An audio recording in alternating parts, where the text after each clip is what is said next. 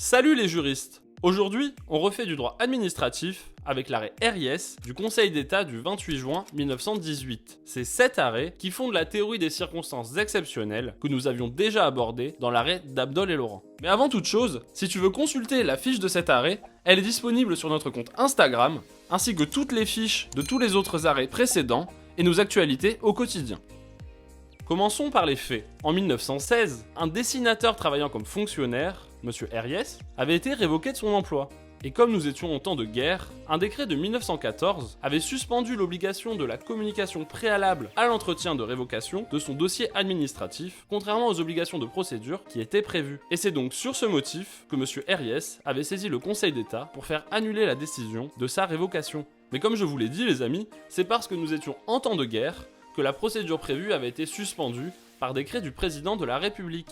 Selon le Conseil d'État, il lui incombe dès lors au président de la République de veiller à ce qu'à toute époque, les services publics institués par les lois et règlements soient en état de fonctionner et à ce que les difficultés résultant de la guerre n'en paralysent pas la marche. En tant que garant de cette mission, le président pouvait donc être amené à prendre des mesures spécifiques visant à réagir à des crises graves ou exceptionnelles en permettant la continuité des services publics de la nation. Le Conseil d'État considère alors que cette obligation de communication du dossier des fonctionnaires était, pendant la période des hostilités, de nature à empêcher dans un grand nombre de cas l'action disciplinaire de s'exercer et d'entraver le fonctionnement des diverses administrations nécessaires à la vie nationale. Cela signifie donc bien que selon le Conseil d'État, le président de la République et son administration peuvent disposer d'une extension exceptionnelle de leurs pouvoirs pour assurer la continuité de l'État en temps de crise. Il leur est donc possible, comme ici, de contredire une loi par décret. En l'espèce, le recours de M. RIS contre sa décision de révocation a donc été rejeté par le Conseil d'État, et cet arrêt a donné naissance à la théorie des circonstances exceptionnelles qui permet donc, comme en l'espèce, de dépasser certaines obligations de forme, de compétences et de procédure.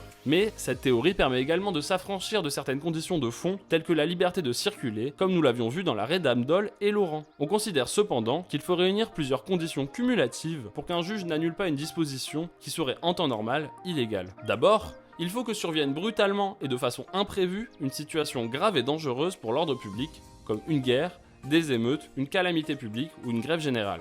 Ensuite, il faut que les autorités administratives soient dans l'impossibilité d'agir dans le cadre de la légalité ordinaire. Enfin, il faut évidemment que l'acte soit pris dans l'intérêt général. Voilà les juristes, j'espère vous avoir été utile. En attendant, je vous dis à bientôt, et d'ici là, filez droit!